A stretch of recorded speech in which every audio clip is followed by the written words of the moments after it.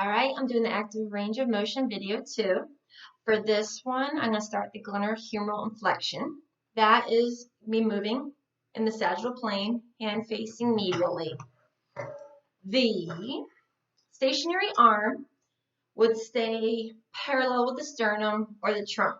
The axis would be over the lateral aspect of the midpoint of the glenohumeral joint, movable arm following the humerus movement. So, lining this up, perpendicular, access point of the glenohumeral joint, raise my arm, good posture, and I have 162 degrees active range of motion.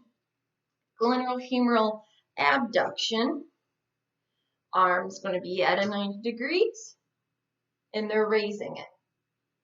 They're bringing abduction, they're taking it away from the body.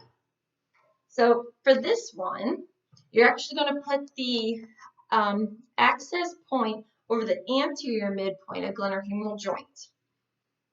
You're going to have the stationary arm going parallel with the sternum, and then the movable arm will be following the humerus. All right. Midpoint of the glenohumeral joint, perpendicular, starting 90 degrees. As far as I can go. That is as far as I can go. Sorry, relax my hand. And my active range of motion is 105, 105 degrees. Glenohumeral internal rotation and external rotation. Internal and external. For this one, you're following the olecranon process. So you're going to have the axis over the olecranon process.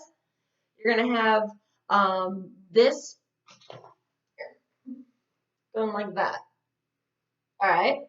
You're going to have, you're going to have the stationary arm. If you're lying in the supine position or the prone, it'd be perpendicular to the floor.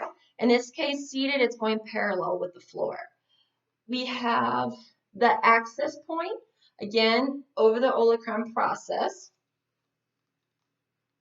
And then the first one we're going to do, internal rotation.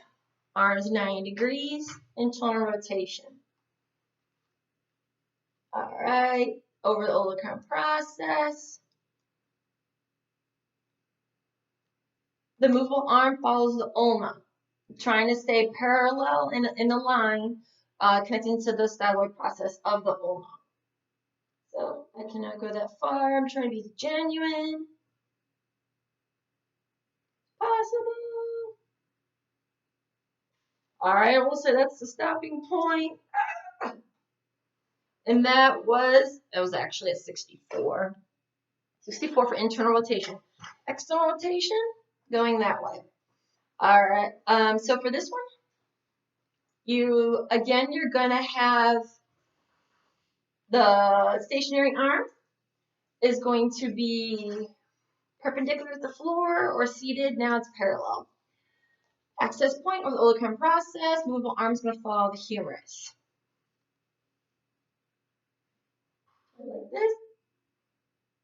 I'm trying to see as far back as I can go. It's definitely a hard one to do by myself. I wish my phone kind of showed up. All right. So my active range of motion for external rotation is 131 degrees. Glenohumeral horizontal abduction. Again, we're going away. So back, bringing the arm back across the transverse plane. So for the horizontal abduction, you would support the scapula for the patient. And you're going back like so. So you're going to have the axis point over the acromion process. Okay. You're going to have the stationary arm start parallel to where the humerus is before it moves. And then my colored paper underneath my thing is starting to want to curl off. So we have the axis point 90 degrees.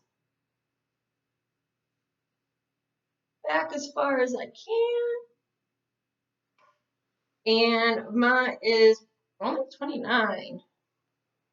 29 degrees horizontal abduction. And I hope that was good. Let me know. Thanks.